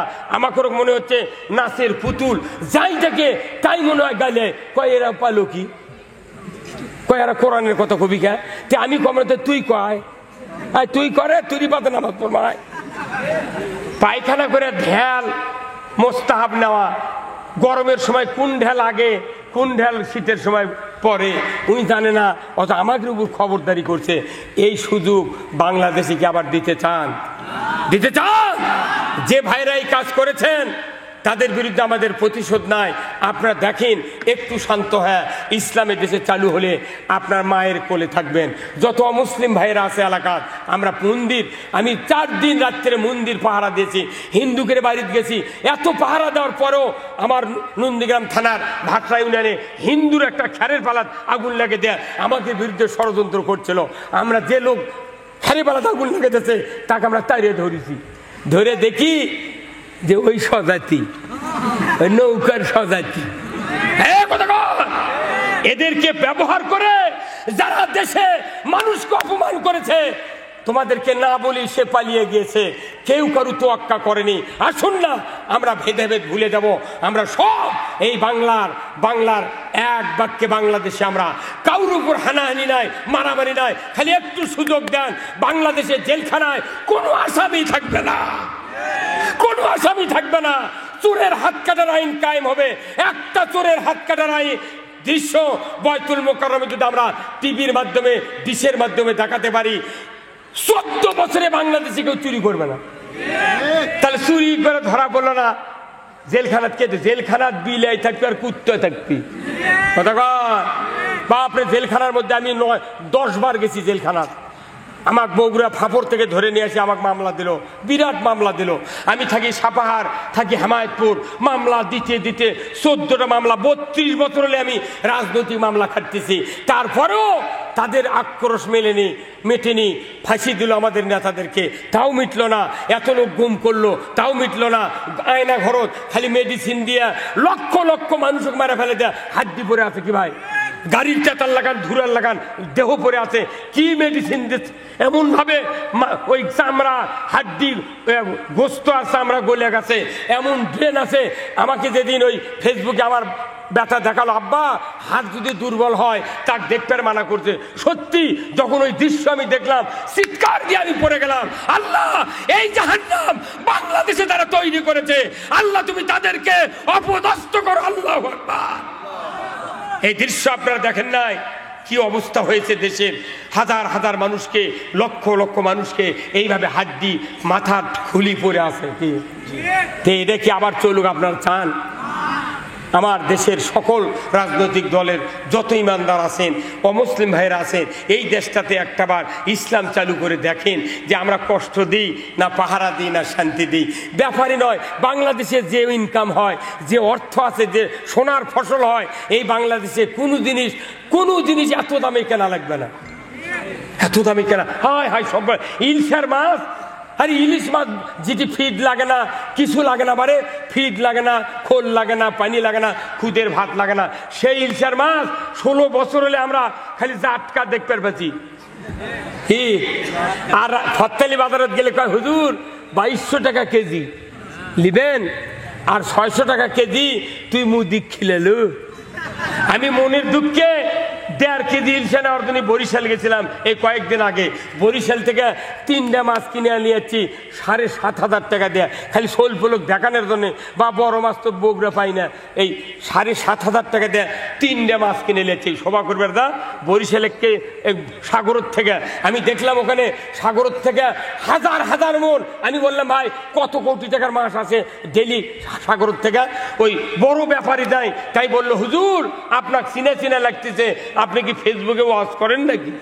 আমি ফেসবুকে করি না, সোবাদ করি। ও ছবি তুলে ফেসবুকে ছাড়িতে দেখছে হুজুর আপনার তো চিনাতে। ভাই আমাকে একটা সত্য কথা কোন তো, একদিনে কত মাছ এই সাগরের থেকে বাংলাদেশে এই বরিশাল স্পটে চাঁদপুরে এগুলো ঢোকে? বলতেছে এই বরিশালে ঢোকে 100 কোটি টাকার মাছ প্রতিদিন, 100 কোটি টাকার মাছ খালি বরিশালে ঢোকে। তাহলে চাঁদপুরে কতদিন? চাঁদপুরে ইলশা সবচেয়ে দামি ইলশা, সেখানে আরো ঢোকে। তাহলে এই ইলশাগুলো যায় কোনটি করে দেয়? হ্যাঁ, এই ইলশা যেদিন খাওয়া বন্ধ করতে বাংলাদেশের মানুষ, সেই দিন তার ডায়াবেটিস বাড়িছে। এই ইলশা হলো ডায়াবেটিসের ওষুধ। আমাকে খিলেছে জাতকা, তাই 6 মাস হলে ফ্রিজের থেকে সেটা গায়ে গায়ে নিয়ে আসা বেচিচ্ছে। কামানের ওই কাঁটার মধ্যে ওই মাছ বসে গেছে, তুই মুদি খিলেলু তাজা তাজা বড় বড় মাছ 600 টাকা কেজি, আর আমাকে জাতকা খিলেলু 1400 টাকা কেজি। তাহলে ওই বঙ্গোপসাগর কি মুদির বাপের? হ্যাঁ, আমাদের এক মৎস্য উপদেষ্টা বলেছেন বাংলাদেশের ঘরে ঘরে ইলশা যখন 350 টাকা করে খাবার পারবি, তখন বহির্বিশ্বে আমরা রপ্তানি করবো, এর আগে নয়। তারপরও কিছু অসাধু ব্যবসায়ী গোপনে গোপনে ভারতত দিচ্ছে, এটাও ধরা পড়েছে। তার পাশা পিঠে লাল করে দিয়েছে সেনাবাহিনী। এখন পেটনের উপর আর ওষুধ নেই। কথা কন না, আব্বা দুলা ভাইয়ের এত দাম না, ইলশা আপনাদেরকে 350 টাকার খিলাবে।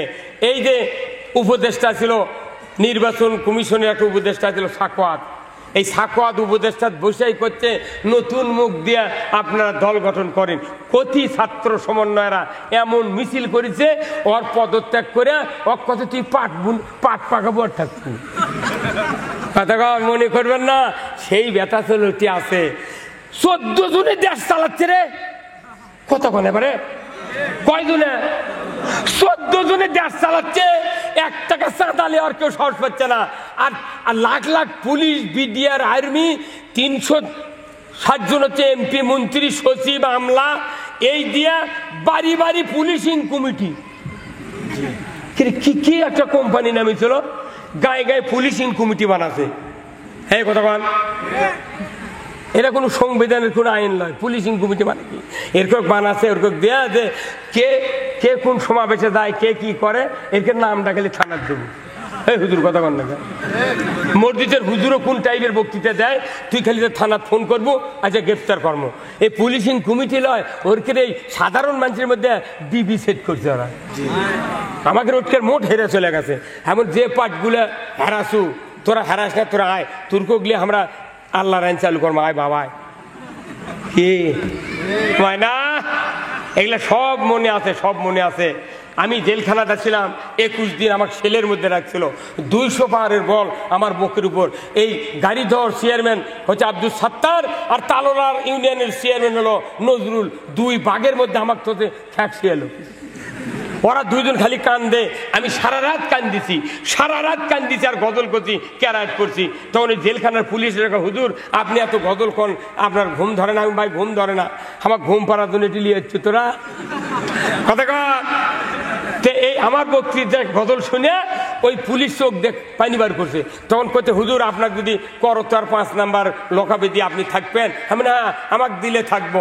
তখন ওই চলে যাচ্ছে, রবিবার করে ফাইল হয়, জেল সুপার এসে, জেল সুপার কত ওই পুলিশ যা যে স্যার একটা হুজুর আছে স্যার, ওর গজল শুনে আপনি রাত্রে কান্দা ভরে দেবেন। তো ওই লোকটা কেন পাথর দেওয়া যায় না? কোথা চলেন তো, লকাপের দিন এসে আমাকে ডাকিচ্ছে, রুহুল আমিন যুক্তিবাদী কে না, তো আমি কোথায় আপনার 5 নাম্বার লকাপে যেতে হবে, আপনি ব্যাটিং পত্র বাঁধেন। আমি বল না, কে কে যাবি তাহলে? ওঠি কোথায় আপনি একা? আমি বলে আমি একা যাবো না, আমি আইনি চুল্লই। কথা ঠিক কিনা? আমি আমি বললাম আমি একা যেতে রাজি নাই, চেয়ারম্যান গাড়িধর এই সাত্তার আর এই নজরুল সহ আমি যাব। 3 জনা কি জেলখানার 5 নাম্বার লকা বেঁধেছে। এগুলা কষ্ট, গায়ের ঘামে কম্বল ভিজে গেছে রে। তারপরে যেরকম গালিয়ায় আহা, মনে জেলখানার পুলিশ মনে ওসি বরাবর। 12,000 টাকা 12,000 টাকা ঘুষ দিয়ে আমি বার হয়ে গেছি জেলখানার থেকে, এই বগুড়া জেলখানার থেকে। জামিন হচ্ছে তাও ছাড়ে দেয় না, আবার ঢুকাতে না পারে সিআইডির সাথে লাইন করলো। ভাই আমার বাড়ির যাওয়া লাগবে রে, শোভা তো এমনি বহুত শোভা মার গেল, তাহলে কি করা যায়? কোথায় টাকা লাগবে, তাহলে আপনাকে আর মামলা দেবো না। কি রে 12,000 টাকা আমি জেলখানার মধ্যে টাকা কুন্ডি পাবো না পারে। বেটা আলো কোনো বা তুই টাকা নিয়ে জেলখানাতে আসবো, তুই ওকে 8,000 টাকা দিল, 4,000 টাকা বাড়ির থেকে আইনে পরের দিন সকালে বেটা জেলখানার গেটত দিয়ে দিস। জেলখানাত ঘুষ দিয়ে বাড়ান লাগে রে, এগুলা কি মনে নাই আমাকে রে? এই বগুড়ার ডিবি তা ছিল জুলহাজ নামে একটা পুলিশ, জুলহাজ কেউ নাম্বার দেয় না। আমার ফাঁপড় চান্দায় সবার থেকে ধরে নিয়েছে জেলখানার থতে, এই হাজুত থানার হাজুতে সদরে অজু করতে দেয়নি আমাকে পুলিশ। করতে দেয় ওই পায়খানার মধ্যে যা, ওটি অজু করেন। পায়খানার প্যান পায়খানাতে ভরে আসে রে। আমার মতো একটা লোক এই মনে করেন তখন আমার বয়স ধরেন এখন 65, তাহলে 16 বছর আগে কত আছিল? 14 বছর আগে এই বয়সের লোক আমি 46 বছর ইমামতি করি। সেই মানুষ কোথাও অজু করেন ওই পায়খানার প্যানত যা, না পারে 2 দিকে 2 পাও দিয়ে পানি জোরে ছাড়লে তো গা মেখে দেবি। হ্যাঁ তার দুবরে কি ডাকাতি রে, সেই থানাকে পুড়ে দিয়ে সাফ করছে। সেদিনকে আগে এসে জিয়া নাম ওই মাটি ডালি দেখা হলেন, কোন ভাই আপনি কয় বছর এলে আসেন? করছে 13 বছর এলে। তাহলে তো আপনি আমার সময় আসছিলেন, ওটি যে পায়খানার ভুল অজু করে করলেন তো আপনি? ওই দিকে আর গাওটা ঘামে গেছে, গাওটা ঘামে গেছে। জুলহাজের নাম্বার আমি কুমড়া ফাঁড়ির থেকে নিছি, নিয়ে ফোন দিচ্ছি খুব ঠান্ডা মাথায়। করছে আমি সিরাজগঞ্জ সদরে আছি। আমি বললাম ভাই আপনার সাথে দেখা করা আমার খুব জরুরি, আপনাকে দেখে খুব ভালো লাগে, বগুড়া সেই কাম করছেন আপনি। বলছে হুজুর আপনি কে? আমি বলি আমি যাই হোক আপনার সাথে দেখা করলে বগুড়া না আসেন তো? করছে বগুড়া তো যাওয়া যাবে না, আমি তো সদরে আছি। আমি শোনেন, আমি রুহুল আমিন যুক্তিবাদী, আমার ফাপড় সবার থেকে ধরে নিয়ে আসে যে মামলা দিয়েছেন আমার 32 বছর জেল হবে রে। এই আপনি না আসেন, আপনার পাওয়ার দড়ি লেগে গাছের সাথে টাঙ্গিয়া খালি 4 আঙ্গুল করে কাটনো। ওই কচি আজকে আপনাকে গাবতলি থানার ওসি আজকে আজই আসছিল আমার সাথে, গত রাত্রে কথা হচ্ছে। আজকে আসে উনি এই মোবাইলের থেকে বার করলেন, দেখালেন আমার জুলহাজ একবারে খাগড়াছড়ি, সিরাজগঞ্জ সদর থেকে খাগড়াছড়ি। আমি ভাই ওর নাম্বার আমার কাছে যাবে, আর ফোন দেবো, ওর কামানের কাঠি খুলবো। ওই যে বেনজির বলেছিল মাটির নিচে থেকে তুলবো, তুরকুরক মাটির নিচে থেকে তুলবো। যুবক ভাই যারা আছেন বডি ফিটনেস ভালো, 5 ফুট 7 ইঞ্চি 4 ইঞ্চি, রেডি হন, চাকরি খালি হরা হন। যারা কামেল পাস আছেন, MA পাস আছেন, নিবন্ধন দেন, পড়াশোনা করেন। বাংলাদেশে 26 লক্ষ ভারতের অফিসার আছে, তাদেরকে এক এক করে খাগড়াছড়ি ট্রান্সফার করে ওখান থেকে ধরে এনে বগুড়াতে বিচার করা হবে। কোন রিক্সাওয়ালা সিএনজিওয়ালা চাঁদা দিবেন না। তারেক জিয়া সিএনজি কিনে বাংলাদেশের দেশে গরিব মানুষ করে খাওয়ার জন্য, সেই সিএনজি রাস্তা তুলবার দেয়নি। কি সেদিন কুন্দার ফাঁড়ির ওসি ফোন দিছি, আমি ভাই এদের সিএনজি এত যাচ্ছে ধরবেন না? আপনি আর এগুলা কাবিরাজি করেন না? ধরেন এগুলো তো আপনারা করবেন না, এগুলো আমরা কই দেখে আমাদের অপরাধ। আমাদের সাথে অত্যাচার নির্যাতন করে করে তাও ইসলামের অগ্রযাত্রা যাত্রা থামাতে পারে নাই। শেষ পর্যন্ত ফাঁসি দেওয়া হয়েছে যে গোলাম আজম, অধ্যাপক গোলাম আজম 1952 সালে লিয়াকত আলী, পাকিস্তানের প্রধানমন্ত্রী সে লিয়াকত আলী, তার হাতে ভাষা বাংলা করার জন্য স্মারকলিপি প্রদান করেছে। এই শেখ মুজিব তার নাম ভাষা আন্দোলনের সৈনিক থেকে বাদ দিয়া অন্য মানুষ ঢুকেছে। যে মানুষগুলো ফাঁসি দিয়ে মারা হয়েছে 4000 বছরেও একটা মানুষ ওইভাবে তৈরি করা সম্ভব নয়। কি কথা কোন টাকা? আমরা দুঃখ ভুলি নাই, আমরা চাচ্ছি ইসলাম বিজয়ের মাধ্যমে এই দুঃখ আমরা চাপা দিয়ে রাখবো। কথা ঠিক কিনা? শুধু কি তাই, যে মানুষটাকে ইঞ্জেকশনের সাথে বিষ পুশ করে শহীদ করে দেওয়া হলো, সারা পৃথিবীর লক্ষ কোটি কোটি মানুষের কলিজার স্পন্দন আল্লামা দেলোয়ার হোসেন সাঈদী। আপনারা বলুন তো, যুবক ভাইরা বলুন, যারা ফেসবুক চালান বলুন তো, তার ওই পুলিশ ভ্যানের থেকে নামার ওই মুখের হাসি আর হাতছানি কি মরার হাসি? এই কতক্ষণ মরার হাসি? ওরে কি মরার সময়? উনি হাসপাতালের বেডে বসে আছেন, বাঘের মতো লেটা বেড়ে বসে আছেন, কালো জামা কাপড় বাঘের মতো, এইভাবে মনে হচ্ছে কি যেন দিকে ভয় করতেছে, এইভাবে তাকে আছে। এই মানুষটাকে যেভাবে মারা হলো, হাসপাতালে চিকিৎসার নাম দেয় নিয়ে এসে একটা নার্স গোপন ভাবে ভিডিও করে ওটি কথা শোনাই যাচ্ছে, এই খুব গোপনে খুব গোপনে ছবি তুলিচ্ছে। উনি মন্তব্য করছে এই নার্স যে স্যার যখন সাইদি সাহেব মৌলানা সাহেবকে তখন ইঞ্জেকশন পুশ করলো, তখনই হুজুর টলে বলল। চোখে পানি রাখা যায়? সেই মানুষটাকে জানাজা ঢাকার মাটিত করবে দিলে না, কি দৌরত্ব! ও আনিসুর, ও সুরঞ্জিত সিং গুপ্ত, তোমার পাশার মধ্যে অজরা দিচ্ছে এখন আল্লাহ। বাপরে, ওই সুরঞ্জিত সিং গুপ্ত কয় কি, যেভাবে কেক চলিচ্ছে তাতে ফাঁসির আর বাধা নেই, কাল্লা ধোকায় বান্দরের লাগান। এই কথা কন। আর ওবায়দুল কাদের কয় বিএনপি জামাত, বিএনপি জামাত, জঙ্গি জঙ্গি জঙ্গির জেকে কয় 1 মিনিটও 10 বছরের মধ্যে 1 মিনিটও রাস্তা দাঁড়াতে পারেনি, তুই পুলিশ ছাড়া 1 মিনিট থেকে পারবো? এই কথা কন। এবার ছাত্র সমাজ দেখে দিয়েছে যে পুলিশের কাম বাজেনি, আর আমাকে কয় তুমি দাঁড়াতে পারোনি, দাঁড়াতে পারিনি, খালি হাফ মিনিট যদি খালি পুলিশ বাদ দেওয়া হয়নি, তোর বাপ দাদা অষ্টমা সিদ্ধি হয়ে গেল। এই কথা কন নাকি আপনারা? পাগুলের লাগান। পুলিশের উপর ভর করে তুই কয়দিন চলবি রে? আল্লাহ মিটিয়ে দিয়েছে। কত দুঃখ আছে ভাই, একদিনে সব বলা যাবে না, আরো খাতাত লেখা আছে, ডায়েরিতে লেখা আছে।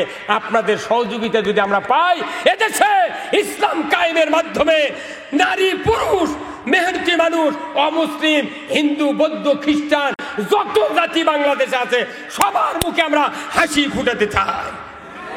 এই হাসির ফুটানোর জন্য আপনাদের সহযোগিতা চাই। আপনারা কি সহযোগিতা করতে রাজি আছেন? কারা কারা দুহাত তুলে দেখান। লিল্লাহে তাকবীর, নারায়ে তাকবীর। আমার ভাইরা, রাত্রি অনেক হয়ে গেছে, আমি অনেক বয়স হয়েছে ভাই। 5 তারিখ থেকে শুরু করে আজ পর্যন্ত আমি প্রতিদিন 3-4টা করে প্রোগ্রাম করতেছি। গত রাত্রে আমি 4টা প্রোগ্রাম করছি। আমি এইভাবে করতেছি কথা আপনাদের। আমার একটা ইচ্ছা, এই যে কয়দিন বাঁচে আছি, আল্লাহর আইন কায়েম করে মানুষের মুখে হাসি ফুটাতে চাই। আপনারা সবাই আমার জন্য দোয়া করবেন। আপনাদের একজন ছেলে আজিজুল ইসলাম রনি ভাই সহ যুবক ভাইরা, প্রধান অতিথি, বিশেষ অতিথি যারা সহযোগিতা করে মাহফিল পরিপূর্ণ করেছেন, আল্লাহ সবাইকে হায়াতে কুমুল্লা দান করুক, বলুন আমিন। আল্লাহুম্মা আমিন। রব্বানা যালামনা আনফুসানা ওয়া ইল্লাম তাগফির লানা ওয়া তারহামনা লানাকুনান্না মিনাল খাসিরিন। আল্লাহ তাআলা বাংলাদেশের এক ঐতিহ্যবাহী জেলা বগুড়া, তার অন্তর্গত গাবতলী থানা, আল্লাহ এই থানার আশেপাশে আমরা যারা আছি বড়ই অবহেলিত। আল্লাহ গো, এই থানায় আমাদের রাষ্ট্রপতি জিয়াউর রহমানের বাড়ি, প্রধানমন্ত্রী, সাবেক প্রধানমন্ত্রী খালেদা জিয়ার বাড়ি। আল্লাহ এই সুবাদে বগুড়া জেলার কোনো চাকরি হয় নাই। আল্লাহ